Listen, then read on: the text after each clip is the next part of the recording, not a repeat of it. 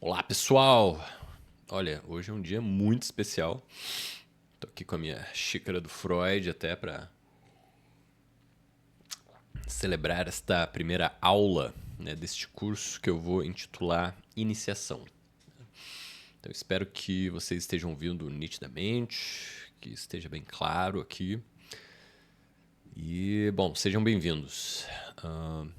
Então, assim, esse meu primeiro curso que eu vou lançar, vou colocar numa plataforma, pode ser que eu disponibilize esta primeira aula aqui para o público, né? Só para a galera sacar o ritmo, a ideia, a pegada, né? E é isso aí. Bom, o formato é esse. Espero que vocês gostem, né? O que vocês vão ver aqui hoje nessa primeira aula é mais ou menos uma toada do que vai ter aí pela frente, tá? E assim, a minha ideia neste curso chamado Iniciação é agrupar digamos assim, num pacote só coisas que eu acho essenciais para o nosso desenvolvimento, assim, em qualquer sentido, em qualquer parâmetro. Ah, Paulo, eu quero fazer um curso de, sei lá, terapeuta. Putz, isso aqui vai ser ótimo para você. Ah, Paulo, eu quero fazer uma transição de carreira. Isso aqui vai ser ótimo. Putz, Paulo, eu quero fazer uma transformação radical na minha vida. Ótimo. Por quê? Porque eu acredito, gente, que não existe mudanças pontuais, né? Assim, mudar em termos de, principalmente de crises, né? Quando a gente se aproxima de uma transformação pessoal através de uma crise, né? Uma ruptura, uma perda, um término ou qualquer coisa do tipo, a gente se vê nu, se vê desamparado, se vê perdido. Então eu falo para vocês, não esperem, né, o chamado chegar para você se preparar para ele, né?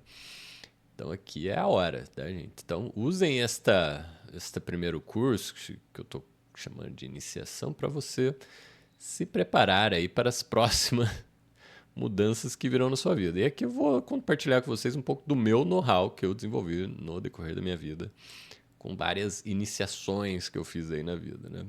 Mas vamos lá, começando. Qual é o seu gênesis? Essa é a pergunta que eu faço para você, né? Qual que é o seu começo? É o que eu coloquei, né? Ó, eu aceitei Jesus e fui batizado com 14 anos. Acho que eu tô em cima aqui, mas é isso, né? Assim, entrei em uma escola militar com 19. Então, assim, eu aceitei Jesus, tipo, saindo da oitava série e indo pro primeiro ano do ensino médio. Então, assim, uma fase bem interessante, né? Que é vamos dizer, a adolescência, né? Chegando com tudo, assim. E crises, e perda de rumo. Eu chamo esta primeira iniciação que eu fiz no cristianismo como uma iniciação de crise absoluta, assim, né? Eu não sabia quem eu era, estava perdido, sentia muita culpa, muita perturbação, muita angústia, muita falta de sentido na vida, né? E a minha realidade tinha mudado bastante, né? Eu tinha mudado para a cidade, eu morava numa vila militar. Meu pai é militar, né? Assim, então, e na época, na ocasião dessa mudança, meus pais tinham também, meu pai tinha aposentado, então tinha começado uma crise enorme em casa, porque daí ele começou a ficar em casa, né? E começou a brigar com minha mãe. Então foi uma época bem turbulenta, bem sofrida, né? Assim, né? Aqui eu já comecei a pancadaria, né? Então, assim, o que eu fiz nessa época, né? Nessa época eu tava procurando qualquer coisa para me agarrar para não morrer afogado, né? No vazio, no caos e por aí vai. Então, qual que foi a primeira tábua de salvação? Foi Jesus, ser cristão, crente, evangélico. E nisso foi uma coisa assim bem intensa, tá, gente? Não pense você que eu só ia na igreja, né? Assim, eu ia na igreja, sei lá, 3, 4 vezes por semana, fazia escola dominical, fazia curso, lia Bíblia, comprava suplementos. Meu pai era viciado, né? Suplemento não é whey protein, né, gente? Suplemento é, por exemplo, vamos dizer, uma enciclopédia de verbetes do aramaico grego para entender melhor, para fazer uma exegese textual, para fazer curso de interpretação, análise de textos antigos. Então, assim, a gente começou. Eu e meu pai era meio viciados, né, assim, né, em estudo bíblico, Bíblia comentada, estudiosos, né, teólogos. Foi aí que eu me deparei com o Finney, né? Um cara que a única pessoa que eu vi que leu o Finney e que falou que leu foi o Bayo Akomalath, né? Que é um cara que eu também estou começando a me aproximar. Bem interessante, que vai trazer uma nova espiritualidade, uma nova ideia, assim, bem mais... né, ele e o Charles Eisenstein estão muito próximos de um novo ativismo, uma coisa que eu gostaria de trazer para vocês em algum momento também, né? Então, assim, Finney, puta, foi uma leitura fundamental para mim, né? Principalmente quando fala de ética, e eu vou falar de ética aqui nesse curso também, né? Aí eu fui para a escola militar com 19 anos. Isso aqui foi, ó, vocês podem perceber, né? Aí, o quê? 5 anos, né? Então, eu cheguei na escola militar com 19 e, enfim, foi uma fase bem, assim, pauleira também, porque... então, eu poderia já dizer para vocês, né? Olha só, tem a iniciação cristã religiosa, que é o batismo, que são os rituais, as abstinências, né? Fiquei um ano sem me masturbar, né? Assim, fiquei... Nossa Senhora, né? Assim, e li autores sobre sexualidade, cristianismo, não tinha ficado com ninguém, né? Assim, eu só fui perder a virgindade, sei lá, com 20, 21, 22. Enfim. Foi quando eu me formei, né? Se eu entrei com 19, eu acho que eu tinha 20 para 21, para aí, né? Então, assim, tudo. Olha só, né? Essa coisa de aceitar Jesus, entrar de sola no cristianismo aqui, né? Meio que me fez força total, porque aquilo fez a minha vida fazer sentido novamente, né? Então, putz, como eu adorava, né? Em retiro bíblico, no carnaval, ler a Bíblia. Li a Bíblia, sei lá, umas 3 vezes. Então, assim, era uma coisa que eu adorava, né? Assim, então, gente, eu não fui um crente ou um cristão meia boca, né? Assim, meio largado, que eu brinco agora, né? Evangélico não praticante, né? Então, assim, era uma coisa pauleira mesmo, né? Aí quando eu vou pra escola militar, parece que junta tudo, né? Assim, porque tem a iniciação militar também, né? Assim, vocês já viram Tropa de Elite lá, é uma bobeira mais ou menos daquela ali, né? Todo lugar você vai em forma, farda, é correria, senão você vai ser preso, senão não sei o quê. Então tem todo aquele estresse da iniciação militar, né? Que eu vou viver com os meus 19, 20 anos. Pra quê, né, Paulo? Porque eu não tinha perspectiva de vida. Então, assim, essa primeira fase da minha vida é uma fase, assim, bem negativa, né? Então, assim, saco cheio com tudo, né? E você não tem rumo nenhum. Você se desespera, você toma decisões, né? Então eu falei, bom, vou fazer isso aqui para ganhar dinheiro. Porque era o que tinha na mão ali, né? Eu tava cansado do perrengue. Eu andando com a minha barra forte aí, né? Quem me conhece sabe. Então, assim, era perrengue atrás de perrengue e nada de alegria, prazer, assim, nossa, muito pouco, né? Minha alegria era estudar, ler, orar, cantar na igreja, nossa, era uma coisa. Então eu participava muito disso. Então, assim, isso me deu uma noção do que é esses rituais de transformação, né? Rituais de quase que de remasterização, formatação, assim, do seu código básico, né? Porque, enfim, de zero, que é o que eu era antes de aceitar Jesus com 14 anos, eu fui para um cristão pauleira, lá com os meus 15, 16. E aí, de um civil, virei militar com 20 anos. Então foram várias transformações, né? No meio disso, eu coloquei, eu brinquei, né? Conheci Nietzsche com 20 anos. Então aí você vai pensando, né, gente? Quais são os momentos transformadores da sua vida? Se você não tem, começa a lembrar, começa a fazer um esforço. E se você não tem, nunca é tarde, tá, gente? Não fica tranquilo.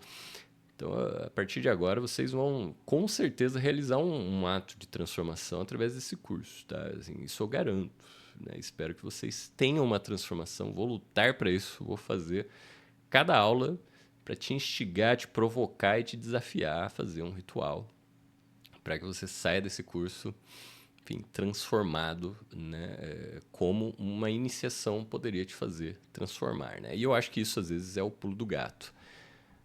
Por quê? Porque eu acho que as verdadeiras transformações não são mentais, tá? Não são racionais, são existenciais, tá, gente? Então, assim, a gente precisa de uma postura, né? De uma situação, de um contexto que nos permita aí, realizar transformações existenciais.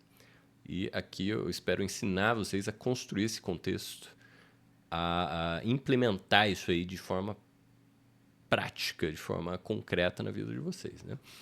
Nietzsche para mim é transformador, tá, gente? Então tudo que eu aprendi aqui vamos dizer, nessa fase cristã, eu ressignifiquei com Nietzsche aos 20 anos. Então foi uma outra mega transformação de ponto de vista. E isso juntando Finney também, que eu tinha lido. Então eu juntei Finney e Nietzsche e fiz um salto duplo twist carpado aqui. Quando eu me formei, eu venho para São Paulo e entro na filosofia ali com os meus 24 anos. E aí começa outra iniciação, porque quem vai para as humanas aí sabe como é que é desconstrutivo, né? A gente estudar a filosofia. Por quê? Porque você começa a rever quase todos os pressupostos que você tem na sua vida inteira. Como ler um texto, como analisar um filósofo, suas ideias, discurso, argumentação. Então isso aqui para mim foi uma nova iniciação, né? E aí, enfim, tinha uma grande amiga que me iniciou basicamente também na astrologia, na psicanálise. E aí comecei a gostar da psicanálise. E na minha transição de carreira, que com 30 anos eu chutei tudo isso aqui, a escola militar, a coisa toda, e fui pro Canadá e fiz um novo ritual de iniciação lá, né? Assim, então, essa transição de carreira com 30 anos aqui, pauleira também.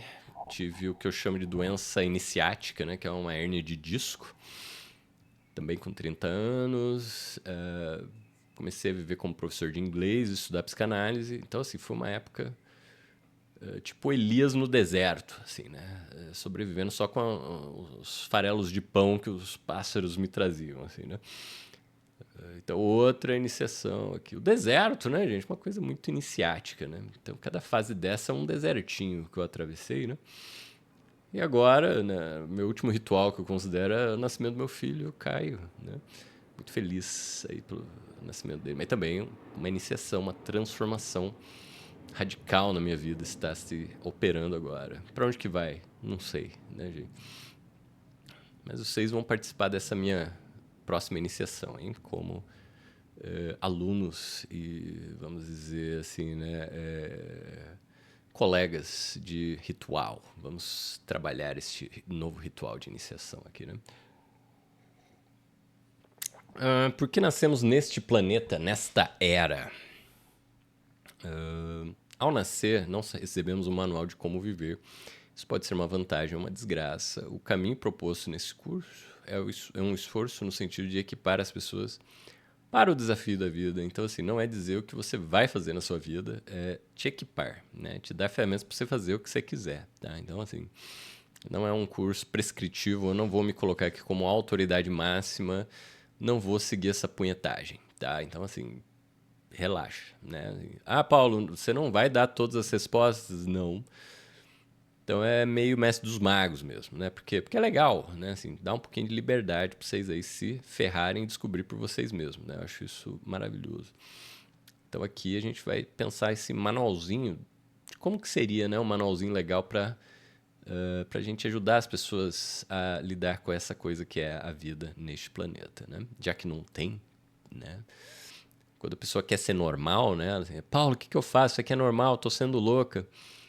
A primeira coisa que eu falo é, minha filha, relaxa, a vida não tem manual. Então, não passe vergonha, né? Seja louca com convicção, né? Nada é uma coincidência. Assim, a consciência nos torna todos covardes. Então, isso aqui é uma citação de Hamlet por Freud, né? Assim, calma aí, gente. Deixa eu só ver se eu consigo... Pronto. Eu já volto aqui, né? E o Freud, o que ele está fazendo com essa citação aqui do Hamlet? Está dizendo assim, cara, essa coisa de modernidade, racionalismo, iluminismo, essa coisa toda nos tornou um bando de cagão, né? Assim, porque a gente fica tentando controlar tudo através da nossa racionalidade para que nada dê errado e a gente seja plenamente realizado, ou seja, um bando de bunda mole que não sabe lidar com frustração, com a vida real, né? Com as demandas do dia a dia. Então, assim, eu acho mais um referencial mais claro da vida o Bhagavad Gita, né? Que é assim, isso aqui é uma guerra, né? É uma pauleira, uma pancadaria. Então é mais honesto, né? Assim. E o fato de ocultar ao jovem o papel que a sexualidade terá em sua vida não é a única recriminação que se deve fazer à educação atual. Ela também peca em não prepará-lo para a agressividade de que ele certamente será objeto. Ao soltar os jovens na vida com uma orientação psicológica tão incorreta, a educação age como quem envia pessoas para uma expedição polar com roupas de verão e mapas dos lagos italianos. Olha como Freud é realista. Né? Olha como ele está alertando você. Claro, você nunca vai ser um jovem ler esse texto, né? Infelizmente. Mas estou aqui para ajudar a corrigir esse problema. Né? Você aí que nunca leria Freud, olha lá, né? Tô te apresentando ele aqui, ó. Olha como ele é divertido, né? Então, assim, ele já dá um tapa na cara já, né? Já fala assim, ó, a gente não fala de sexualidade, não fala de agressividade, não fala de maldade, não fala de porra nenhuma pra essa garotada. E, no final, eles que se virem, né? Por quê? Porque a gente quer que eles estejam despreparados, porque a gente quer usá-los, né? Assim, a gente quer que eles fiquem aterrorizados e nos sigam sem pestanejar, né? É por isso que a gente não dá nenhum elemento, nenhuma ferramenta adequada para essa garotada. Então, já que não existem, ou melhor, né, existem rituais de iniciação, que a gente vai propor uma coisa melhor, né, assim, ó, chique, para você, né, assim, alfaiataria existencial aqui, hein, gente. Você já foi iniciado? Se faça essa pergunta, né, vou até tirar minha cara aqui de novo, ó, plip. Se pergunte, você já foi iniciado?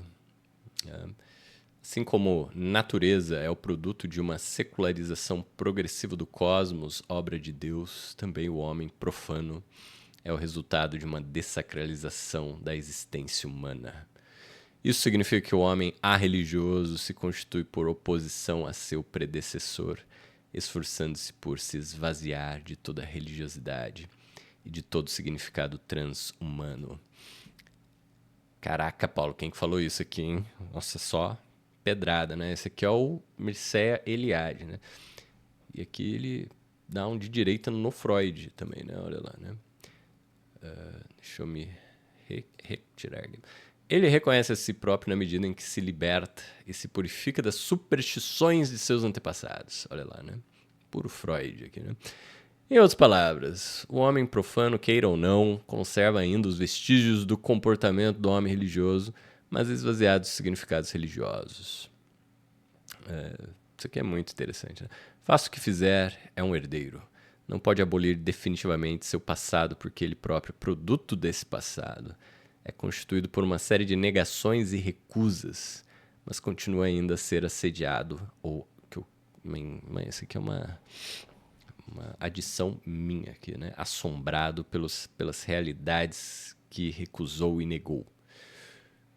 Então essa fala do Mircea Eliade, você vai falar, porra, Paulo, por que você pôs aqui nesta parte da nossa aula, né? Ou seja, quando eu pergunto, você já foi iniciado? Põe essa citação para você entender que, por mais que você acredite que não foi, né? Você já foi iniciado, né? Então, assim, por mais que a gente queira limpar de nós os resquícios arcaicos, religiosos, litúrgicos, enfim, né?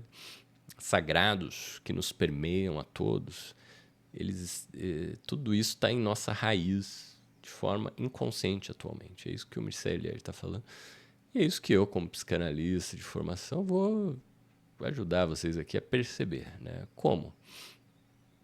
Vamos lá, ó. Rituais do individualismo. Deixa eu sumir aqui de volta. Quando você é adolescente e vê seus pais brigando o tempo todo, a sua mãe sofrendo por segurar as pontas sozinha, você se incomoda. Se você é homossexual, mulher, acima do peso, nariz diferente, orelha pronunciada, enfim, se você é uma pessoa normal, já foi iniciado.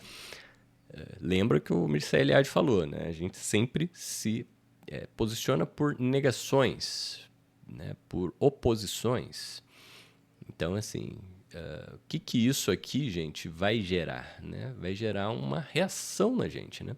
Quando a gente sofre bullying, quando a gente sofre perseguição, violências, pressões, constrangimentos, vergonha, bullying, olha lá, né? Quando a gente vê nossos pais sofrendo, isso é uma coisa que nos faz sofrer, né? Você disse, quando eu tiver idade suficiente, eu vou trabalhar, olha lá, eu indo passar para sargento na aeronáutica, olha lá. E o quanto antes eu vou morar sozinho. Assim vou poder fazer o que quiser na hora que me der na telha. Né? Eu me lembro de ter pensado isso no dia que eu estava fazendo quarentena lá. Posição de flexão no pátio, meio-dia, torrando. Pensei, acho que eu vou sair daqui, né? Acho que eu vou desistir. Tava lá o Sub, lá, a Bel. Quem conhece sabe, né? Enchendo o nosso saco pra gente desistir, pra gente pedir as contas e ir embora. E aí eu falei, quer saber, eu vou aguentar essa merda. Por quê? Porque assim eu vou poder fazer o que eu quiser na hora que me der na telha. É isso. Então, e aí eu mandei brasa, né? Assim, e aqui, se quero ser tudo menos meu pai, frase muito comum da terapia. Faria o possível para não sofrer igual a minha mãe. Então, oposições, percebam? Né? A gente se posiciona por oposições. E a vida nos coloca diante de situações tipicamente traumáticas para que a gente fique mais individualizado, mais atomizado. Por isso que eu chamei aqui de rituais do individualismo, tá, gente? Então, para mim, essa aqui é uma iniciação ao individualismo. A gente nasce num cenário de destruição, de briga, de desamparo, de cada um por si. Você não sabe quem que é seu bisavô, sua família, sua comunidade, não tem vínculo nenhum com nada, né? Assim, você só sabe, sei lá, jogar videogame, né? E trabalhar que nem um doido, né? Digamos assim. Então, esse é o que eu chamo de ritual do individualismo, né? Assim, ou seja, a partir de agora você é um átomo feliz e autônomo. Né? Olha lá, é por isso que eu coloco como sonho de autonomia, né? Vamos lá. O sonho da autonomia econômica é o que eu chamo de utopia individualista. Atomizar o indivíduo maximiza o consumo. Isso aqui é desde o liberalismo da década de 80, mesmo, né? Uma casa inteira para cada indivíduo, com necessidades cada vez mais singularizadas. Então, assim, o perfume tal, né? Eu uso perfume tal, tênis tal, marca tal, né? Então, assim, eu vou me individualizando pelas coisas que eu compro pelos meus hábitos de consumo.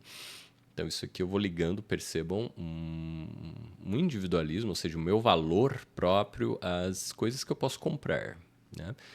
E o capitalismo, então, começa a gerar, digamos assim, uma demanda exponencial de produtos. Por quê? Porque para alimentar esse individualismo vazio, desenraizado e perdido, né, assim, haja compulsão, haja vazio. Né? Então, esse aqui, gente, é o ritual que eu chamo por excelência, que todos nós passamos, que é o primeiro ritual, o ritual de iniciação ao individualismo capitalista. Né? Então, sejam todos aí bem-vindos. Eu sei que você foi iniciado neste ritual aqui, bem peculiar do capitalismo. Né? Então, você morre de medo de ser demitido, de ser rejeitado, de viver sozinho, de ficar para tia, de não ter dinheiro, de não ter como comprar as coisas que te mantém na sua, vamos dizer, individualidade, né? Que te dão um senso de valor próprio. Né? Ou seja, vem sempre de fora, por isso que você fica morrendo de medo de tudo que acontece ao seu redor. Aqui vamos começar a aula na prática, tá, gente? Quem domina o Gênesis, domina tudo. Isso aqui é uma coisa que eu percebi na minha vida, né? Assim, quando eu vou estudando, sempre tem alguém que diz como que começou as coisas, tá? Então, quando eu estudei a Bíblia, né, Deus dizia como tudo começou. E isso, claro, vai determinar as condições de existência do resto, né? Então, tudo que a gente vai pensar depois vai ter isso aqui como molde, ou seja, Deus criou os céus e a terra era sem forma e vazia, ou seja, tinha um caos, tinha trevas, e Deus ele era anterior a tudo isso e ele meio que foi organizando este caos através da sua intervenção. Então vejam só que você sem Deus é sem forma e vazio. Você sem Deus é trevas, é um abismo. Então você precisa de Deus para se encontrar, para se constituir, para se enxergar na vida. E isso é o que eu chamo de gênesis da dependência, né? Por isso que eu chamo isso aqui de moldes da nossa liberdade, porque né, os europeus, a galera cristã vai colocar a liberdade como um grande ponto da vida, né? O Bolsonaro todo dia fala que vive sem oxigênio, mas sem liberdade não dá para viver, né? Olha que coisa incrível, né? Então, assim, a insistência sobre o pecado original desemboca inevitavelmente numa antropologia da unidade humana, num sentimento de solidariedade e igualdade.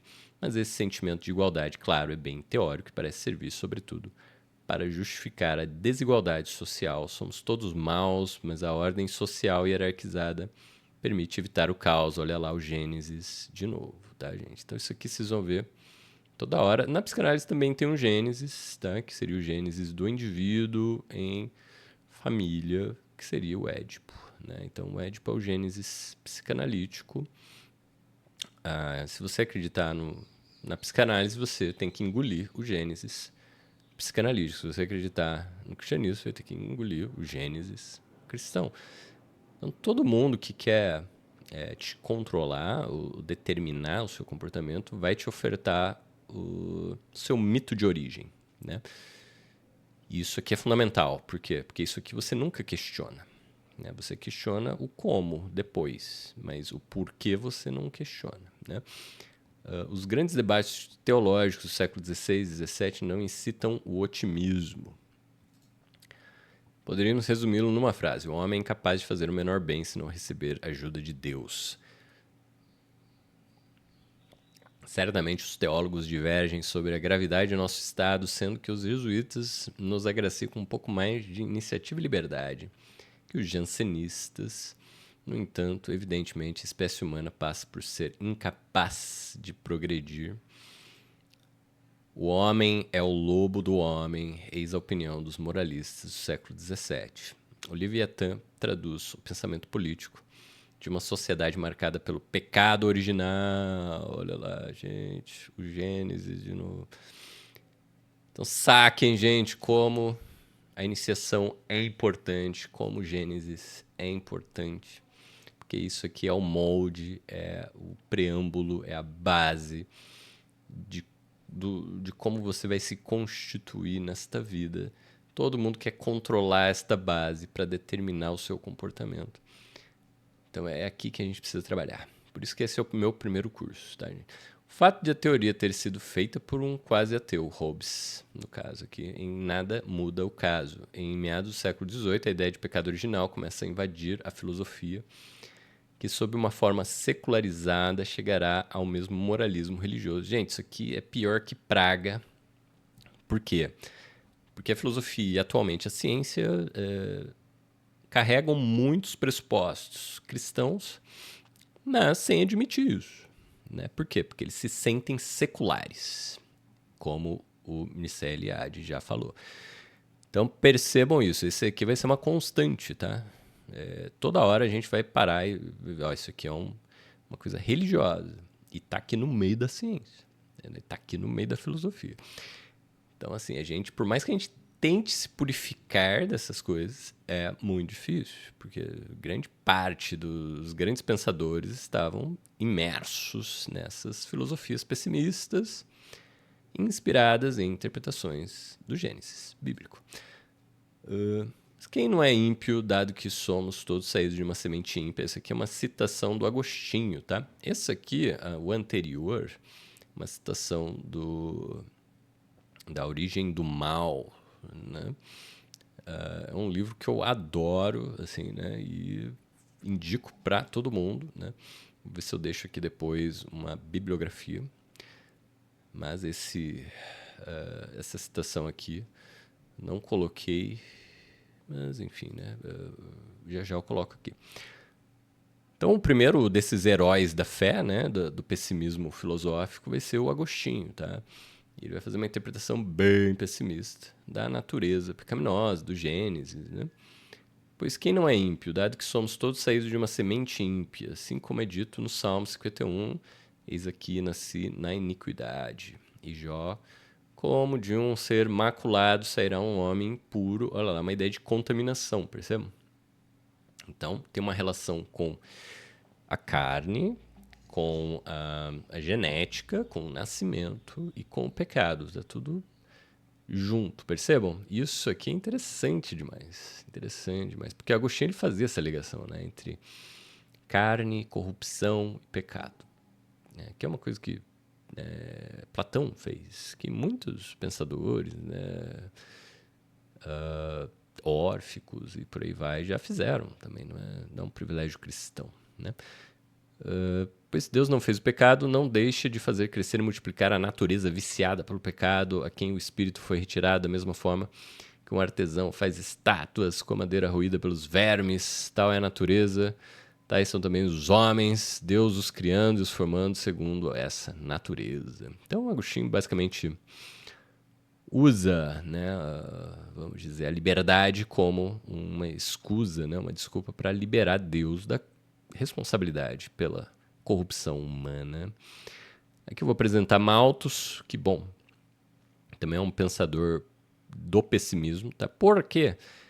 Porque ele coloca uma aporia ali, né, ó, bem na origem, tá, gente? Sempre tem um problema na origem, né? Começa a reparar nisso. Sempre tem uma contradição intrínseca, essencial, irreconciliável, né? Então é amar a Deus e ser pecador, né? Aqui, ó, a progressão geométrica das populações e a progressão aritmética da produção alimentícia nas fazendas do agro aqui, né? Então essa disparidade levaria ao esgotamento de recursos, fome, descontrole populacional, que só seriam mitigados por guerras, epidemias e desastres naturais, além da sujeição moral, claro, né? Ou seja, de uma rédea moral bem curta sobre os indivíduos aí. Então percebo como, né, uma desgracinha aqui faz com que, né, a pressão e o controle e as coisinhas que eles gostam de fazer, né, os patriarcados aí da vida, que é guerra, desastre natural, matar gente, né, eles adoram, né, epidemia, fome, caos, descontrole populacional, olha lá, né? Então o Malthus ele falava assim, ó, gente, isso aqui é o nosso destino. A população vai dobrar a cada 20 anos ali, ó. E aí, meu, o bicho vai pegar, ó. 2, vai virar 4 a cada 20 anos, aí depois vira 8, 16. Então, assim, não tem como evitar. Olha lá, tá na essência, hein, ó.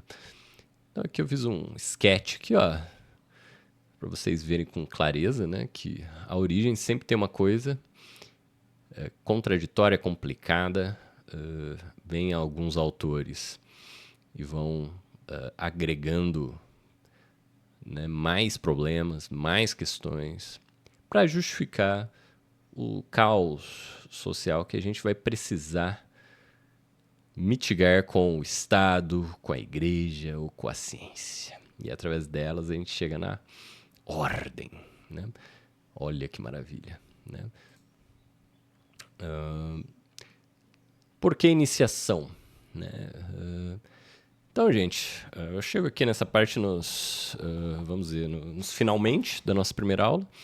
Eu gostaria que fosse uma aula mais curta, né? Mas como é a primeira, eu me dou esse luxo de ir um pouquinho longe, né?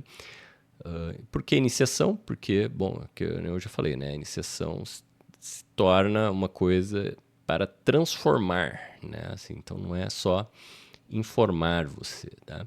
É que você avalie esse seu gênesis com base nessas ideias que eu já estou te dando para você começar a reavaliar isso a partir de si mesmo, né? Então é isso que eu acho que é uma maior indicação de autonomia mesmo, né? Assim, né? A gente poder reformular o nosso próprio gênesis. Olha que legal, né?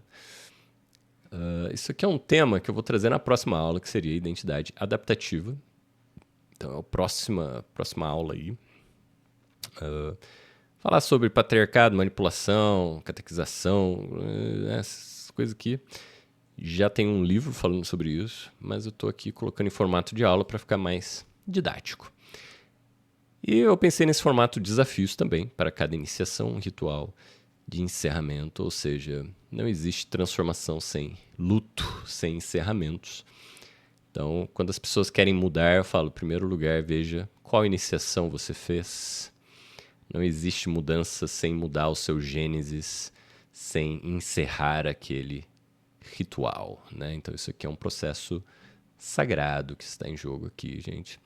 E eu espero que você tenha gostado dessa primeira aula, tá? Eu fico por aqui. O meu primeiro desafio para você é compre o resto do curso, né? E veja por si mesmo, né? Assim, né? Eu acho que isso é o primeiro desafio, assim, que você vai ter que encarar aí, né? É tipo, porra, eu acho que eu vou peitar esse bagulho aqui, né? Então, bora, né? Estamos juntos e o que eu garanto para você é que eu estarei até o final com você neste processo, né? E, enfim, estou à disposição nas minhas redes.